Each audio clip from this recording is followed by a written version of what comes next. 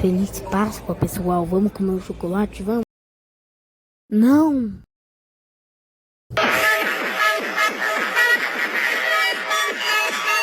Volta aqui, seu ladrão de chocolate. Capivara da Páscoa. Olá, eu sou a capivara da Páscoa e vou ajudar você a capturar o ladrão. Vou botar uma parede aqui. Eu vou dar. Você ganhou um ovo da Páscoa. Obrigado, capivara da Páscoa, mas não era pra ser o coelho? Vou te contar uma história. O coelho era o mais sucedido. Qual tipo de coelho? Coelho da Páscoa. Coelho da Páscoa. Não ouço esse nome há anos. Oxi! Até que um dia ele foi demitido. E eu assumi o lugar dele. Ah, entendi.